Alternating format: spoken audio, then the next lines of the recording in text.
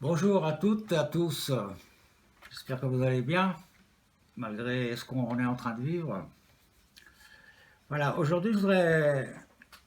Donc, on a entendu dire, et normalement ça devrait se faire, mais on ne sait jamais, hein, le déconfinement se commencerait le 11 mai.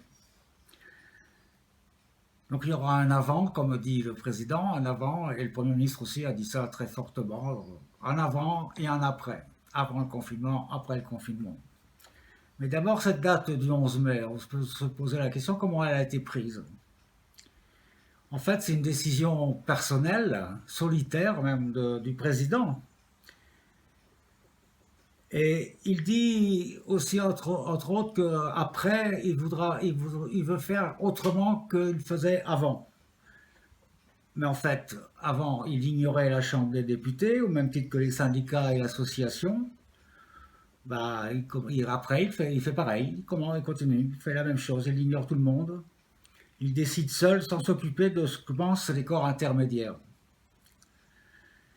Il ignorait et il ignore tout le monde lorsqu'il prend des décisions. Voilà le changement.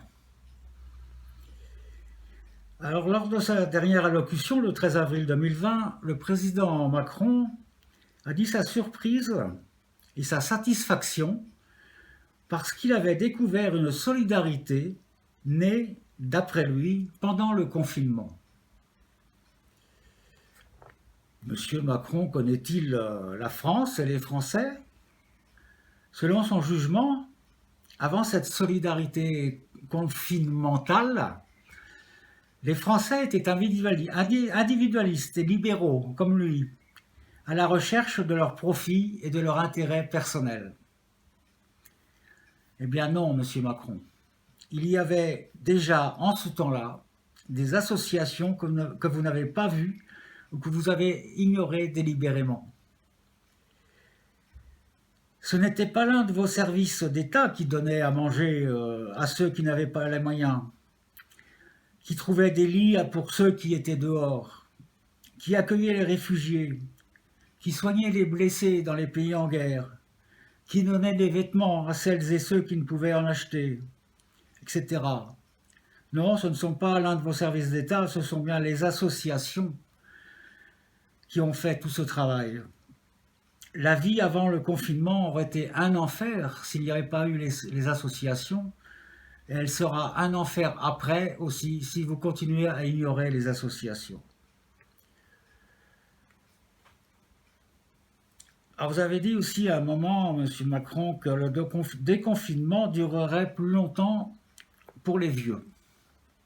Vous êtes revenu en arrière, mais il y a quand même une question, on est vieux à quel âge? À l'âge de raison? À l'adolescence? À la majorité? Le jour du premier vote? Le jour de la première embauche? Le jour de la retraite? Mais même le jour de la retraite, il n'est pas le même que pour tout le monde, pas la même année pour tout le monde. Et puis 70 ans, 80 ans, mais ça, 70 ans, c'est être jeune dans les EHPAD. Alors, à quel âge on est vieux?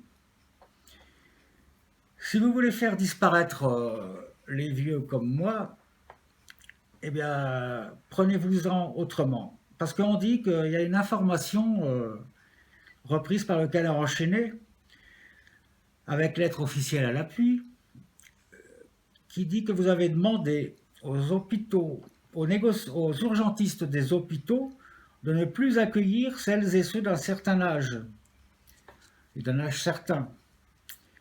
Alors oui, si vous voulez nous faire disparaître, eh bien, achetez-nous une île, plutôt, avec du sable fin, des restaurants 3 étoiles, des transats moelleux, des suites d'hôtels luxueuses.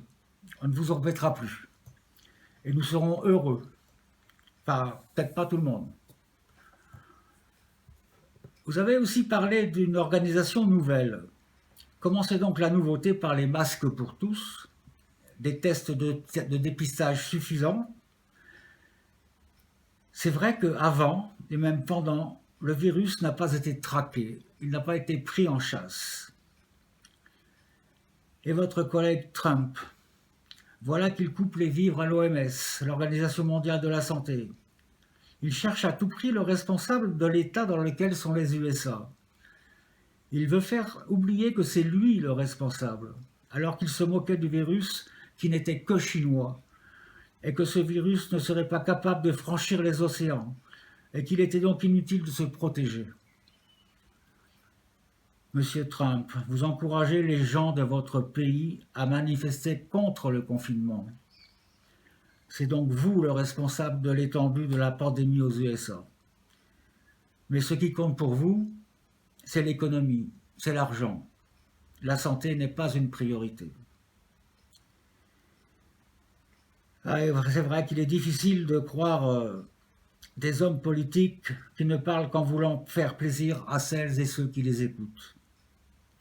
Alors avant, après, peut-être qu'après, ce sera plus terrible qu'avant. Mais j'en parlerai dans la prochaine chronique. Voilà, à bientôt, bon courage.